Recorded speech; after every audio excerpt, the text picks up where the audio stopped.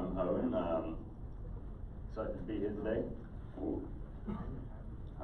This is calling on Pentesters, Wardialing in 2019, and since this year's B-Sides theme is, Journeys into InfoSec, I thought I'd try and incorporate a little bit of my journey here into the presentation so that we could hear about that story as well. So I have to use my phone because my computer's not cooperating for slide notes, so excuse me if I'm looking down all the time. But yeah, if you read my bio, you might know I'm from around here. Well, not originally from here though, I'm originally from England. I went to high school, or the equivalent of high school, primary school over there, and finished that off. And there was this awkward time where I was finishing up my exams. You get kind of 2 weeks off of school, or a couple months to do your exams, where my parents had actually moved, so I was living there on my own with my sister and my uncle.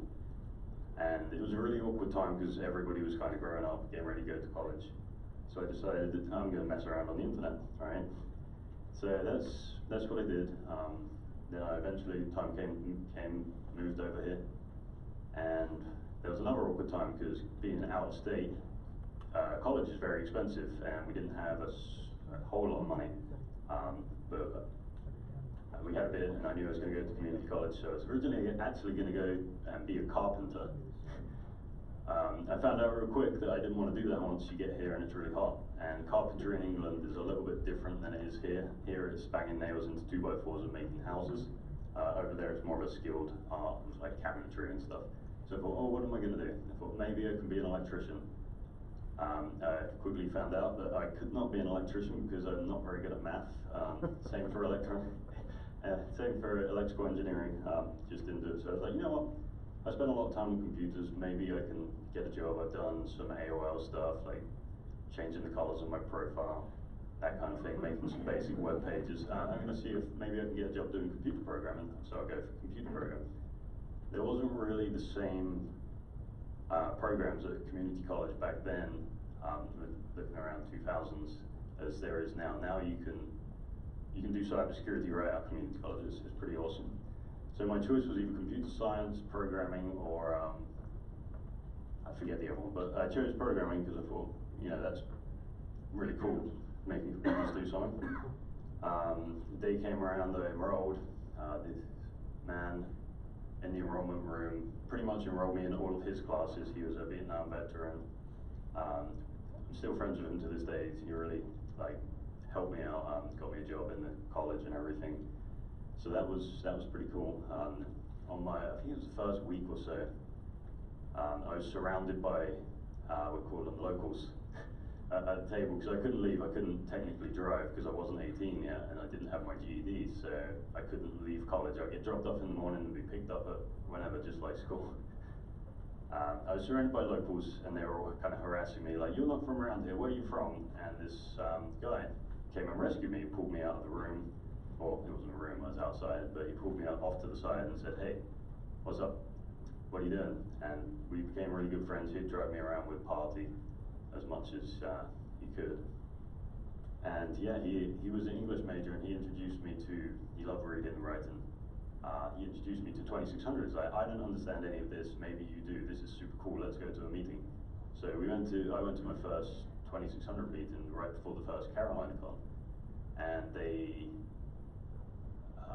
what's the word? They were very enthusiastic about me presenting, and they pretty much talked me into, I don't know if it was me or them or both, talked me into presenting at the first Carolina, and that was a mistake. Cool. Yeah, so that's pretty much what happened with that. And I didn't change the slide, but my first presentation was pretty awful. It was on Wardialing, and since then I've been trying to improve my presentation skills and kind of share the knowledge with people. So that's the presentations I've done. First one was in 2005, 2010 I've done a lot of CarolinaCon, then I presented at Derby, and most recently DEF CON. And the OS Charlotte's on there because we're trying to start that back up, so if any of you are interested in web stuff, within the next month or so, I would suggest coming out. So who here has a telephone, right? I guess we don't need to do raise hands, everybody has a telephone. Or who has telephonically connected devices. Does everyone know what wardiling is? I mean, it's pretty straightforward, right? You can't really talk about it without doing the classic clip. Let's see if it plays. This mouse is backwards. Where are you? Top left? Top right? There we go. So we're gonna have to try and play this.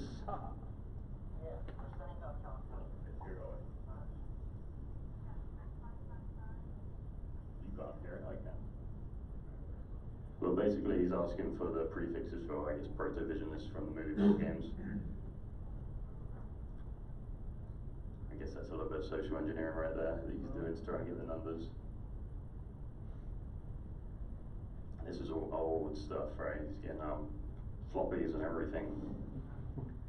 So you really can't talk about wardiling without showing a clip from this movie. It's connecting his phone up.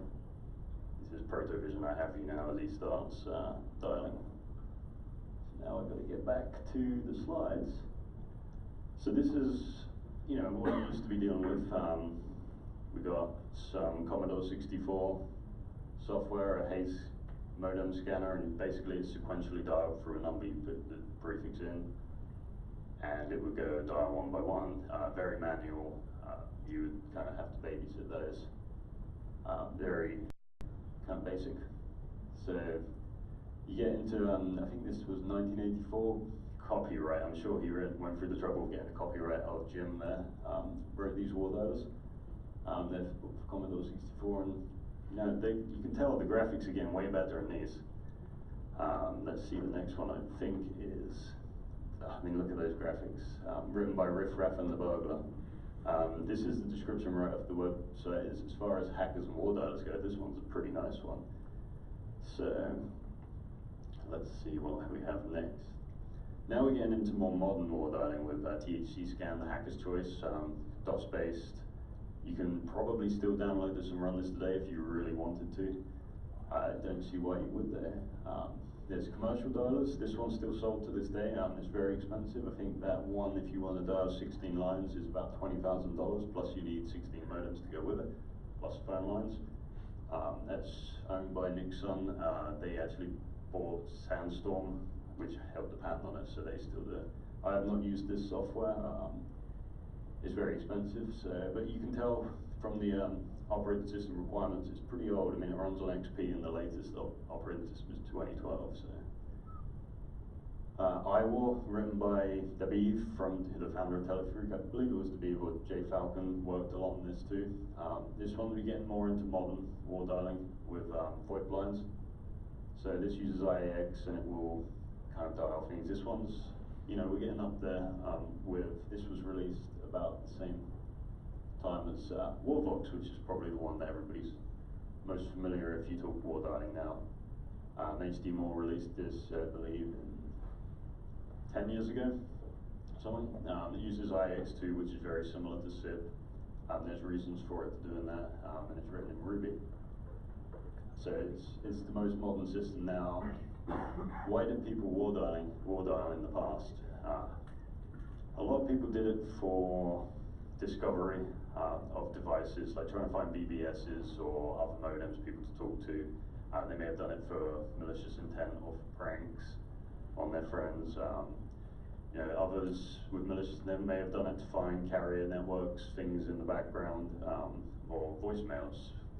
There's been a lot of voicemail hacking, or others like dialing into, say, NASA or other places. So on the security side, people will also be wardialing to make sure their devices are secured, right? You don't want to have a modem sitting out there that just has a password or no password. So why would you want to wardial now? From an asset management standpoint, knowing what you have connected to your network is pretty important. You can't secure what you don't know is there, right? Through organic growth, people may be adding devices to your network that you don't even know of, or they might be, we call those rogue devices, right? So it varies by industry, but the number of employees that have telephonically connected devices is pretty much everybody. But it's getting kind of further away with mobile devices and things. They're not actually connected to the telephony network, but things like building controls, alarm systems, are often connected to telephone lines for backup. So, no, the last one is the recent fax machines and multifunction printers. I don't know if anybody saw, I think it was 2018 presentation done at DEF CON, where they were actually bridging into a network and exploiting, I guess, an internal network externally through a fax machine using Eternal Blue. So I can only imagine that that kind of thing is going to become more popular as more people research these fax machines. We'll see how I'm doing on time. So, enterprise realities. We at my company, the one I work for, has a huge inventory of phone numbers.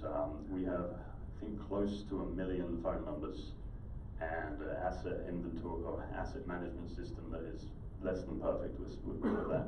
I mean, that's pretty daunting thinking. We got to dial every single number at least once, and potentially multiple times a quarter, right?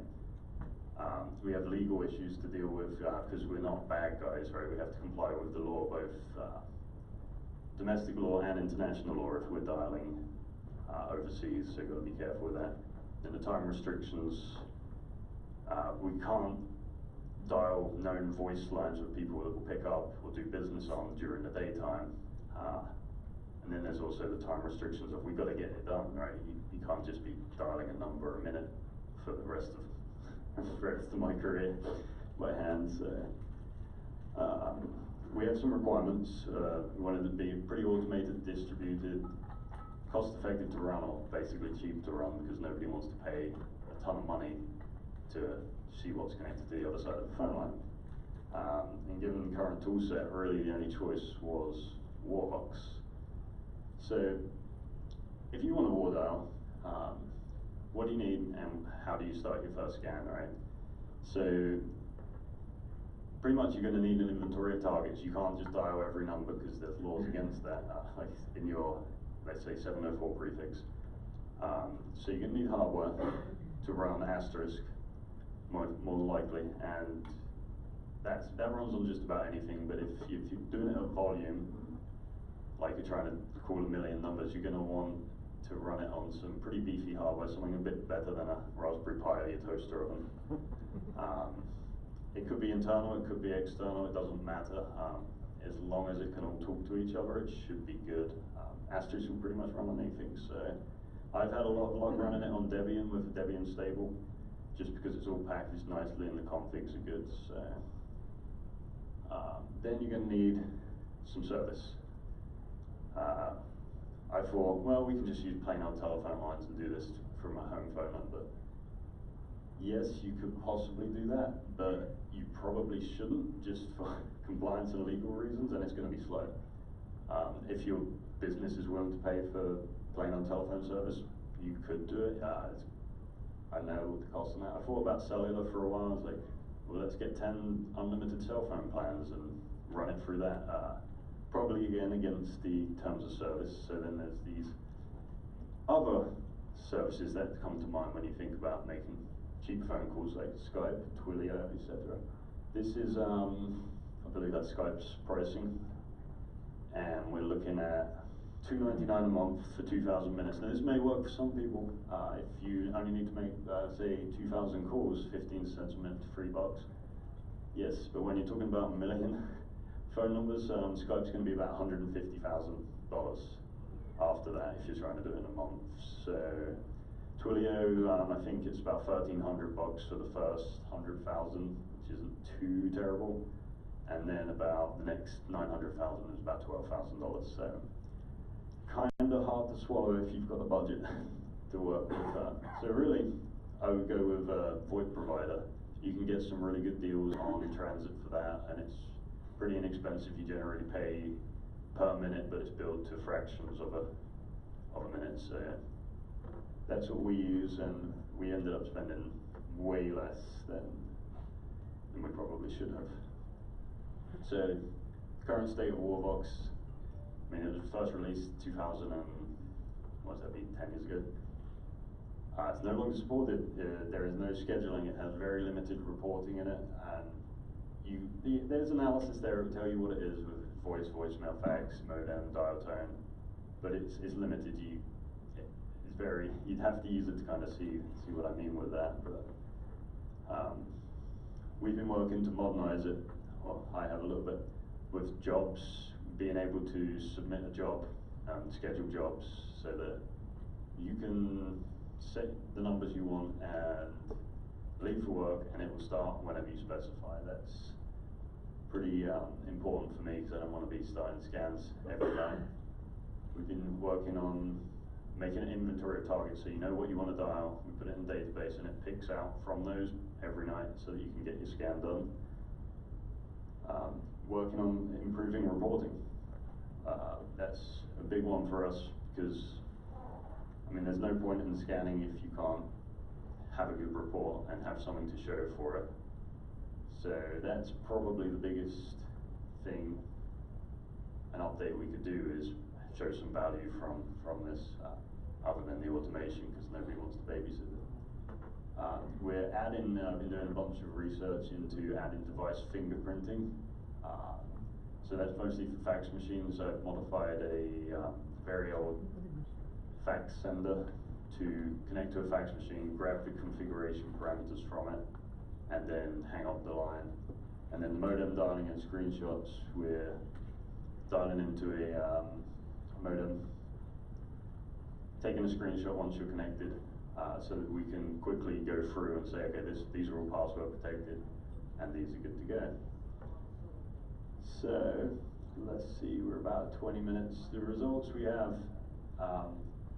we went from about 120 calls per hour, so that's 2 channels, to over, I think, over 500, and we were able to scan, I did 20,000 numbers in about 16 or 2 days. So what we found is a bunch of stuff that does not match the inventory, clearly. Modems where they're not supposed to be, fax machines where they're not supposed to be. We've had voicemails where other fax machines are supposed to be, and some really odd findings where there'll be a dial tone, like you dial into the number and it would just be a dial tone. They might be false positives. I can't reproduce it on all of them, but that's kind of alarming. So let's see what we have here. Is there any questions about what I presented today? If you want to get started in those 2 resources, the operative stuff is probably your best bet. I'm going to be publishing all my changes that I made to the GitHub, so everybody else can enjoy the pleasures of Wardialing. So that is about it, I think. No questions? I got one. Oh, right, we've got one. What are the modems you find? You said you were, when you were scanning networks, you were finding modems that was hanging off. Yeah, so the question was, when you were done, say you find modems, what was hanging off of them? There are a ton of modems out there still connected. I don't know exactly what was behind them, and I don't know if I can say, but a lot of times it's building controls, IoT, backup for alarm systems. What else was there? Environmental controls for buildings. So I mean, there's also like backup service lines into data centers in case fiber gets cut for maintenance. Those are some of the things I'm aware of. I don't know what's hanging on the other end of my findings. So any more?